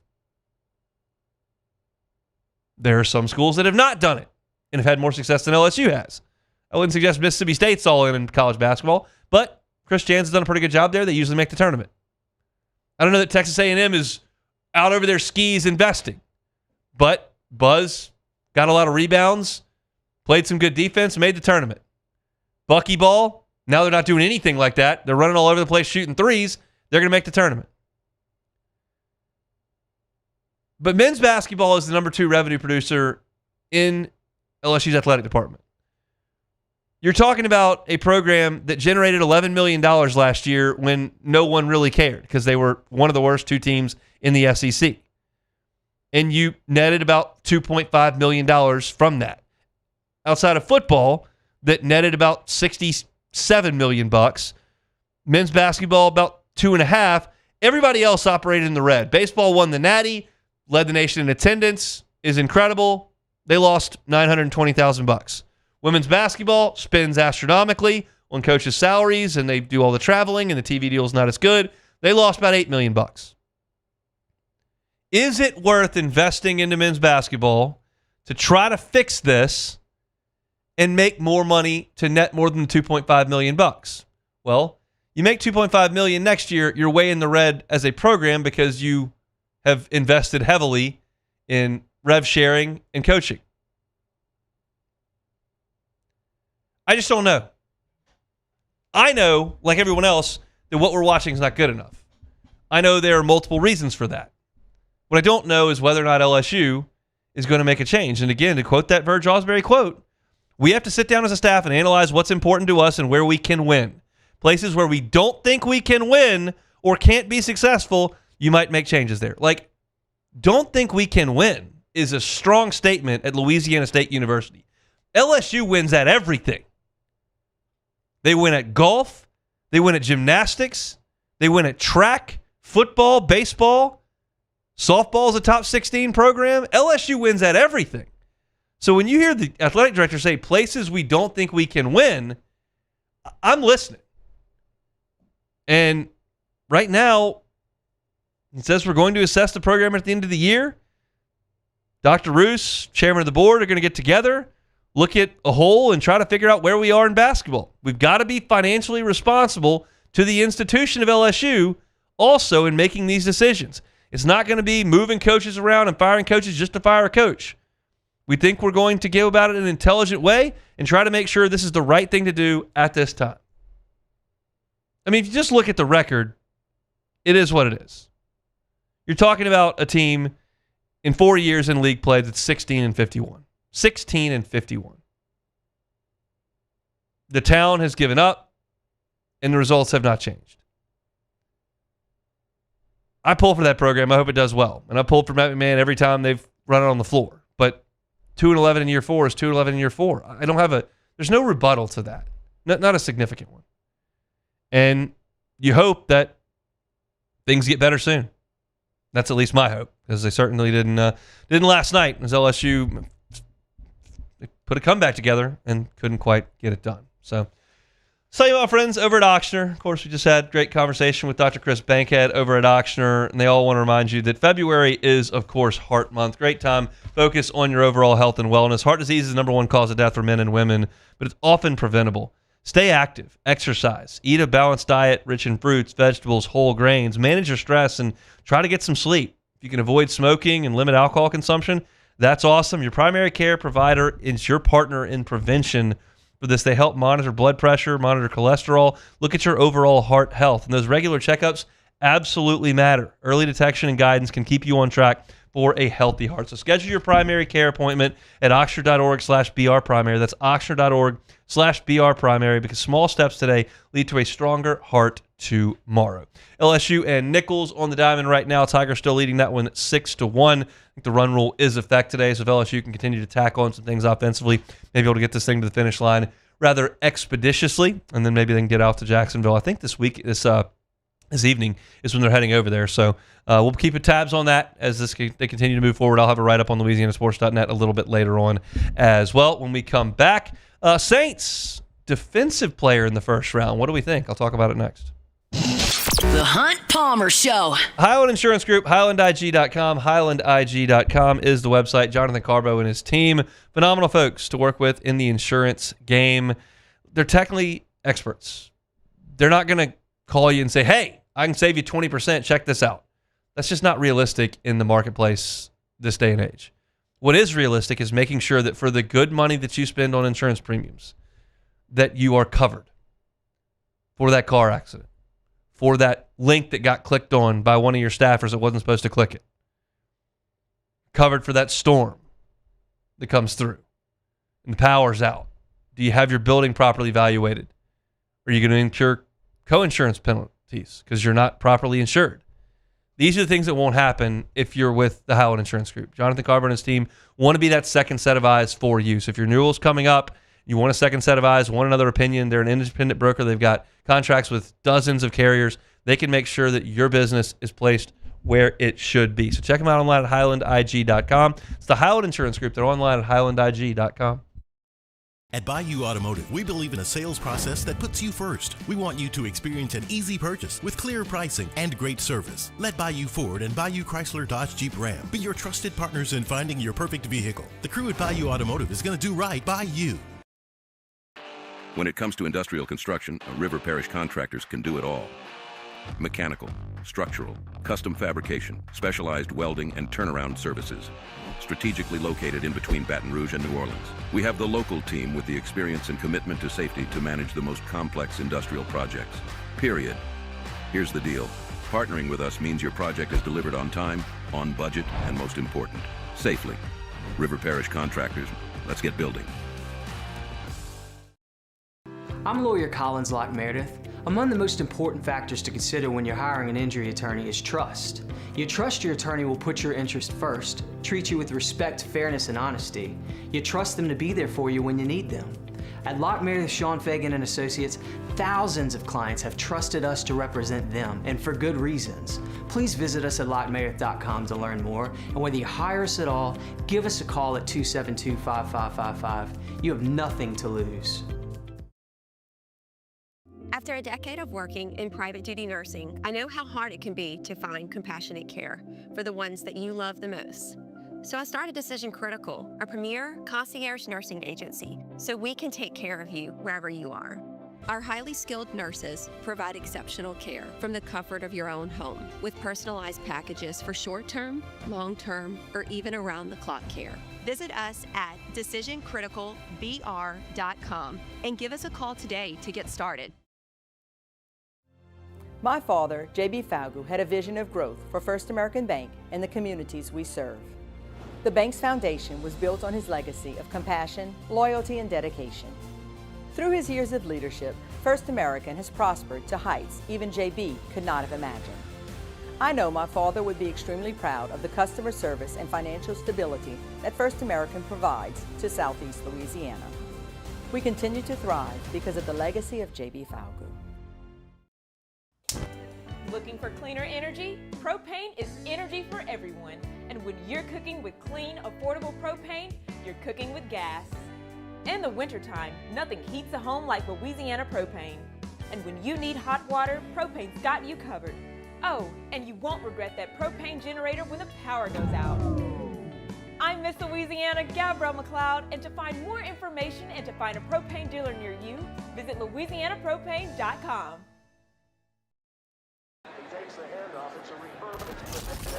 When you can't rely on technology, you can rely. You're listening to The Hunt Palmer Show, brought to you by Renaissance Homes and Pools.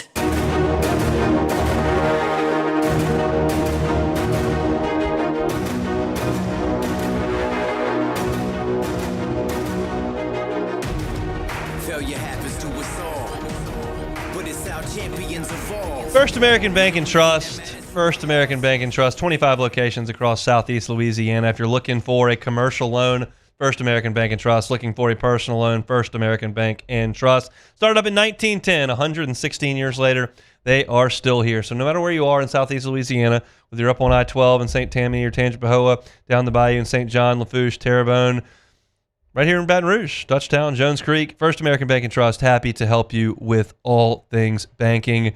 It's a local feel. The people that work in First American Bank and Trust, they go to church with you. Their kids go to school with yours. They make the decisions here. They don't outsource those to Atlanta. Nobody's picking up your application there in San Francisco and trying to figure things out. Everything's done right here. It's a local bank. If you're thinking, well, I don't want to do business with a mom and pop shop. I want the big national banks. Well, you don't need any more resources than what First American Bank and Trust has. That's why they have 25 locations. And you get the customer service that you're looking for from a local bank.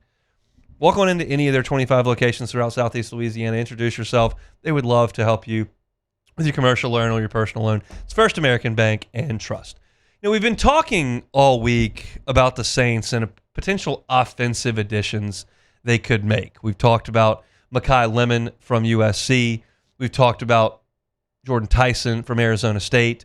We've talked about going to the running back ranks in free agency and going to get Breece Hall, and talked about going to get Travis Etienne. But the defense is also an option with that first-round pick that the Saints have. And I saw a mock draft today that mentioned Cassius Howell as a potential fit for the New Orleans Saints. Cassius Howell is, of course, the SEC's Defensive Player of the Year this past season. In his redshirt senior year at Texas A&M, he was absolutely fantastic for this team. He had 14 tackles for loss, 11.5 sacks, and that was capitalizing on a season in 2024 when he had 8.5 tackles for loss and 4 sacks. He just continued to get better. The production for Cassius Howell is phenomenal, and I would suggest the tape is excellent as well. That sends off like sirens to me about what the Saints did with Isaiah Foskey, who was the all-time sacks leader at Notre Dame. Howell's production was fantastic, but there are two kind of strikes against him that you have to reconcile if that's a guy you want to pick up in the draft. He's only 6'2", which does not give you very long arms, does not give you those long levers that you love in pass rushers. And he's a fifth-year player, meaning he's not super young. But the production is off the charts. The motor was off the charts. I mean, I can remember vividly in that first LSU drive in Tiger Stadium, the last day of the Brian Kelly era, he came flying off the offensive left side, and Carius Curran was out there, and it was a no chance. I mean, no chance. He came humming off that edge and just hammered Garrett Nussmeier. And he's a really, really good player. And I would suggest if the Saints want to use their first-round pick or a second-round pick on an edge rusher, that would be a good investment. Chase Young is in a great spot right now in terms of his production last year, his play last year. I like Carl Granderson a lot. And look, Cam Jordan had a great year, but he's not guaranteed to be back, and he's certainly not guaranteed to throw 10 more sacks at you. And I don't think you want him out there for 70% of the defensive snaps.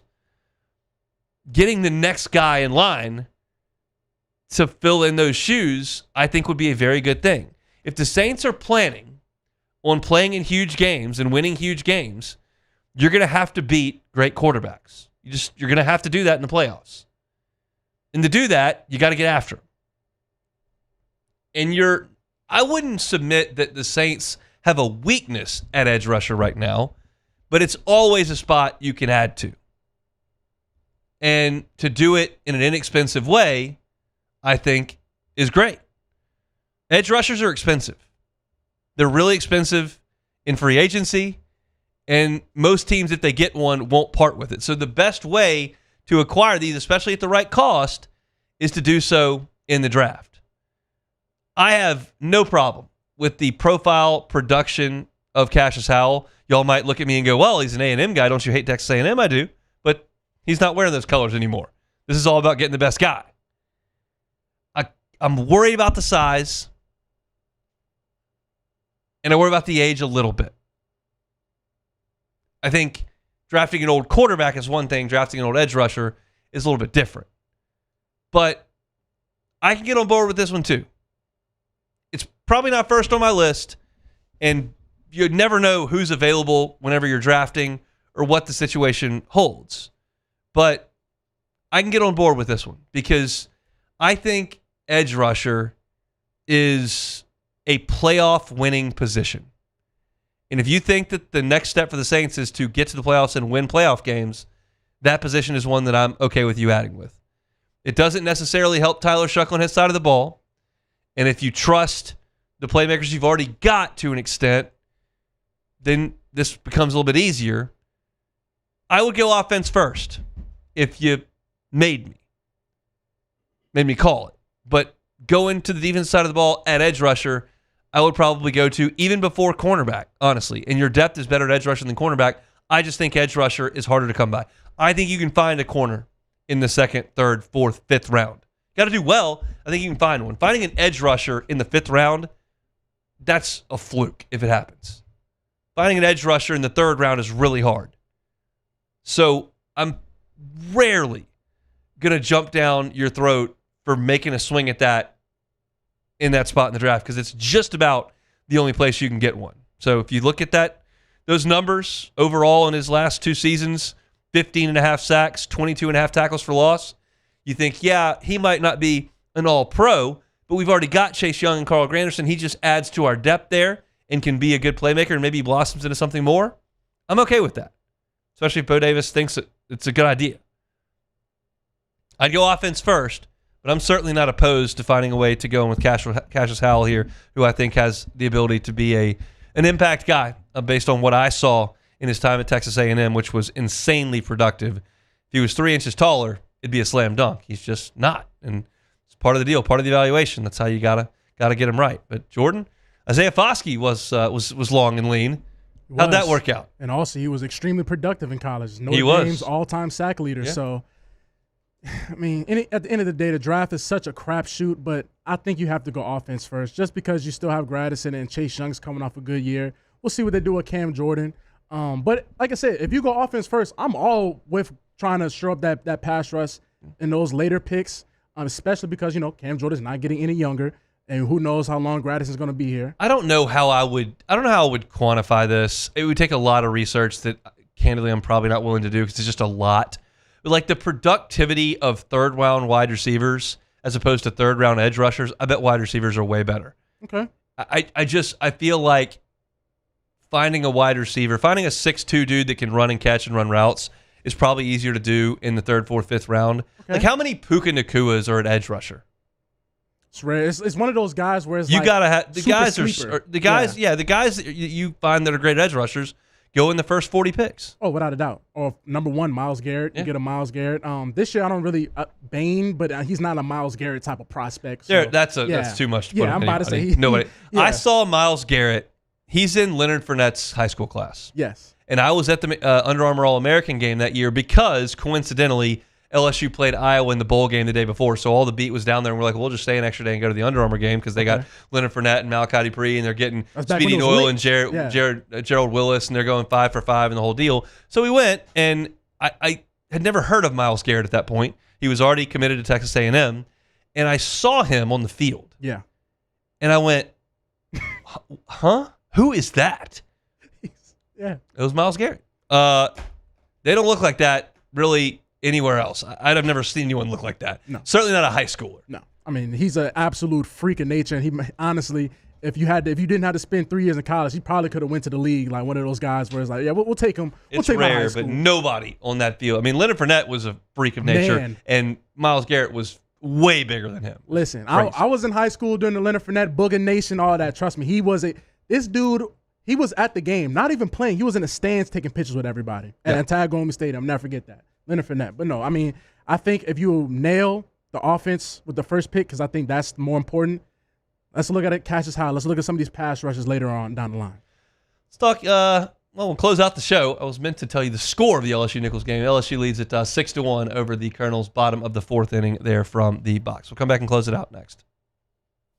The Hunt Palmer Show. Lifetime Roofing, lifetimeroofingla.com. It's lifetimeroofingla.com. Re-roofing, inspections, repairs, they can do it.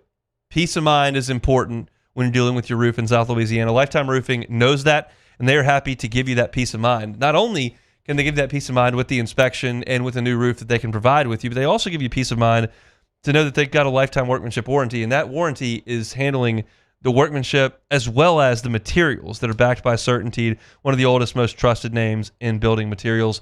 Don't wait until storm season to try to get that new roof. Think about it now. Have them come out and inspect it. If you need a new roof, they can do it. If you don't need a new roof, and it's just something as simple as a repair, they can do that as well. They're not just here to grab that check and move on to the next one. They're a Baton Rouge-based company. They can service Louisiana over into Houston, and they care about this community. They care about the people that they serve. You get that because they give away a roof to a military family every single year. You know that because they're there as a first responder when there's a significant weather event that, generally speaking, involves roofing companies. Trust the folks at Lifetime Roofing. Find them at lifetimeroofingla.com, lifetimeroofingla.com. These are the luckiest ice cubes in the world. They could have been a thankless bed for an all-you-can-eat salad bar. But instead, they've been called upon to cradle and cool a crisp, refreshing Dos Equis. Looks like the lucky just got luckier. Dos Equis. It's 2026 and you're thinking about your future. College, workforce, tech school? This could help clear it up for you. According to a 2025 Georgetown University study, ITI Technical College ranked as the #1 college in all of Louisiana for return on investment. So the better return on your dollar for your education begins here. Call us or visit us online to start your new career or to get the life that you've always wanted for your family. ITI Technical College. We're in the better life business. At Ochsner, we know healing is a team sport. That's why we've partnered with world-renowned orthopedic surgeon Dr. James Andrews to create the Ochsner Andrews Orthopedics and Sports Medicine Institute. Whether you're a professional athlete or a weekend warrior, our team of specialists are dedicated to getting you back in the game. So whatever your reasons are for reaching your personal best, we've only got one: you. Ochsner Andrews Institute. Long live you. Hi, I'm Mitchell Meredith. At Locke Meredith, Sean Fagan and Associates, we know each case and client are unique, and that no two cases are the same. But one thing remains constant, and that is our passion to help our clients. After an accident, we know your life has changed, which is why we passionately fight to make you and your family whole. Remember, whether you hire us at all, give us a call at 272-5555. We're here to serve you.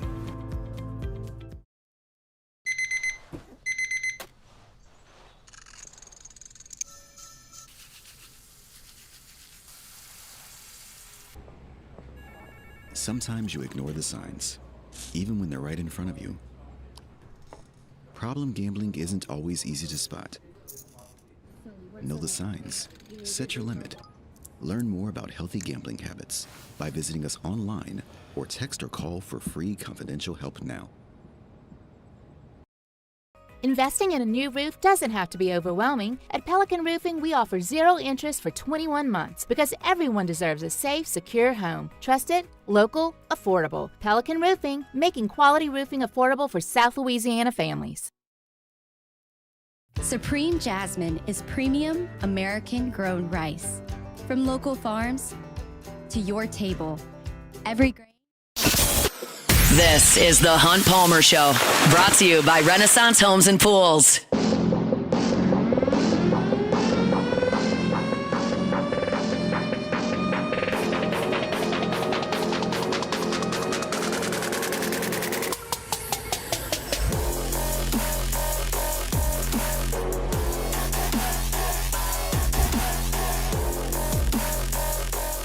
Brought to you by Renaissance Homes and Pools, built by Renaissance.com, built by Renaissance.com. That's the website. But more importantly, just text Joey Blanchard. He's the owner of the company. If you want to get into a brand new pool, the pool of your dreams, if you want an outdoor kitchen where you can entertain during the spring, summer, and fall months, if you want to build the home of your dreams, Joey Blanchard and the folks at Renaissance Homes and Pools can do it. So shoot Joey a text. 225-252-7745. Again, 225-252-7745. Shoot him a text, say, hey, I'd like to talk about a pool. He'll get right back to you. Shoot him a text, say, hey, I want that outdoor kitchen. he'll get right back to you. He's been doing it for folks in Baton Rouge for decades. If you're looking for your forever home, they can build that for you as well. It's Renaissance Homes and Pools. You can see pictures of their great work. I tell you about them every single week and how it's just awesome to work with a local company with an owner who's invested, an owner that's going to be with you every step of the way. He's there when you go through the consultation and the design work. He's there when they dig that pool. He's there when they fill that pool or finish it. He's there when that outdoor kitchen is complete. So you know who you're dealing with and you know how to get in touch with them. It's not one of these national companies that might have a site manager that might take another job somewhere. You deal with the owner at Renaissance Homes and Pools. That's Joey Blanchard. Check them out online at builtbyrenaissance.com. They bring you our Wednesday shows each and every week. All right, take it or leave it. Take it or leave it. Take it or leave it. Today's hottest stories in sports, news, and sometimes even Hunt's life. The question is, will he take them or leave them? All right, so the Kansas City Chiefs have restructured Patrick Mahomes' contract this week, creating a much-needed salary cap space ahead of the 2026 season. This restructuring is going to convert $54 million of Mahomes' contract into a signing bonus, which created $43 million in cap space. This marks the fourth consecutive year the Chiefs have restructured Mahomes' contract. And the question I have for you, Hunt, is Mickey Loomis, has he changed the game? Take it or leave it. I'll take it. I mean, he and Kai Harley were out in front of this. Yeah. I don't understand it. It just seems really silly that you can snap your fingers and do all that when they're supposed to be putting that in place so you can't pay an exorbitant. What? I don't care. I'm losing sleep over it, but it is a little absurd that you can snap a finger and create $43 million in cap space with an all-pro quarterback. But it is what it is. Good for them.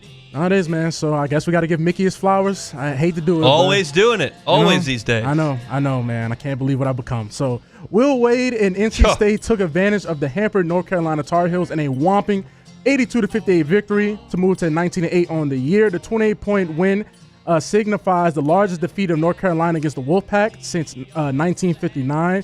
Even better, is also the highest victory margin for the Wolfpack since 1962. So will Wade make the North Carolina State Wolfpack a contender? Take it or leave it. Contender for what? I mean, I'll take it. I mean, I'll say it. Like, it was very difficult for me to watch NC State absolutely annihilate North Carolina on one screen at court to table while Texas was wearing LSU out and moving them to 2-11. Like, that's a hard thing to sit there and look at. I get it. I get it for LSU fans.